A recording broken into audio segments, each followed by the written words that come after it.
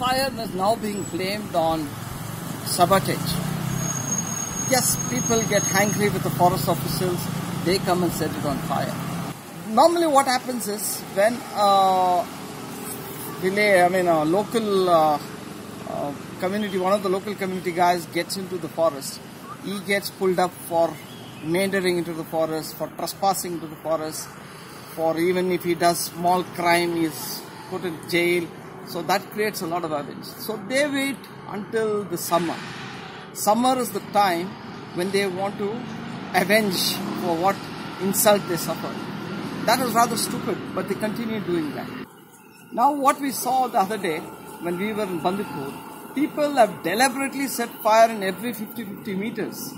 At one side, fire is being put down, and by the time you come out, you have fresh fires set out in different patches. So it was obviously a sabotage. People were involved. People were angry with the forest department because forest department was not friendly with them.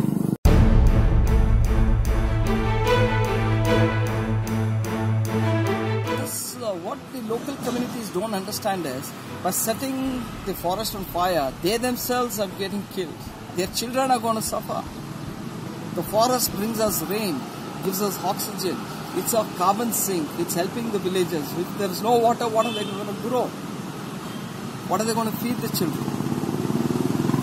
But yet, that is not sinking into them. I think we need to have more of our celebrities, cricketers and cinema stars going and talking to these people, educating them, saying that please, for heaven's sake, don't do this, because if you're angry with a forest officer, let's sit across a table, let's sort it out.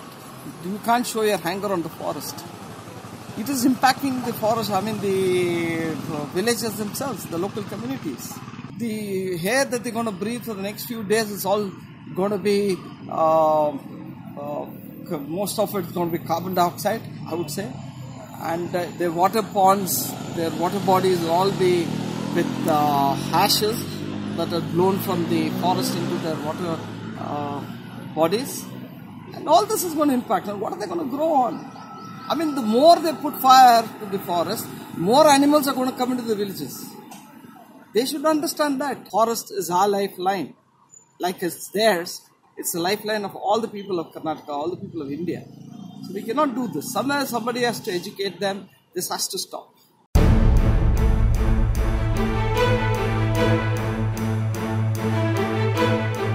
No fire lines were done. Fire lines should have been done well before December.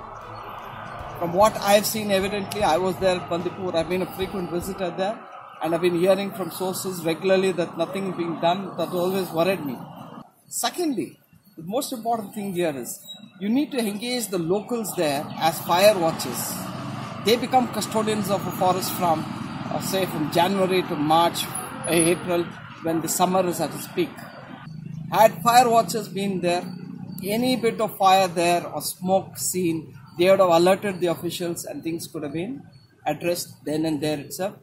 And also, here again, the forest department, where they are lacking is, they should have been well prepared. They should know this is summer. We have had 2 big fires in Bandipur in 2014, 16, 17. We have lost a lot of land there. Yet they are not prepared. So I here again say that this is a total failure on top of the, on part of the Karnataka Forest Department.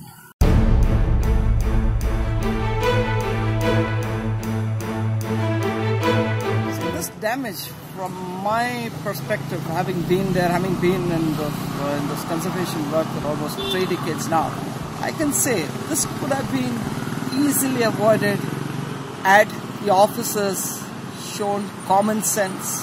When the fire was there, they could have used common sense to know how to go about it and put it out. And then they need commitment. The government, I was on the wildlife board in the last term, and we have always discussed that the government should have fire engines ready. We should have these rapid action vehicles, quick vehicles which can get into the forest, deep into the forest and put out the fire.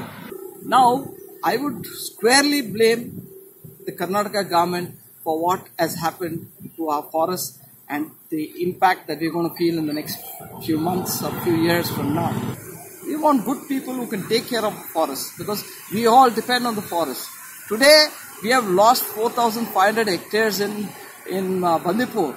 And another extent, if you look at it, the Western Ghats, they are almost chopping down 21 lakh trees. I'm mentioning again, it is 21 lakh trees. So the government has to realize the people need these trees, people need the forests. Are these are these ministers and MPs and MLAs going to eat money when there's no water to drink and nothing to eat? They need to wake up. Or else, it is the people's responsibility. We all should step on and say, listen, we had enough. Let's leave our forests alone. Get the right people in the right places, or else we are all heading for a doomsday.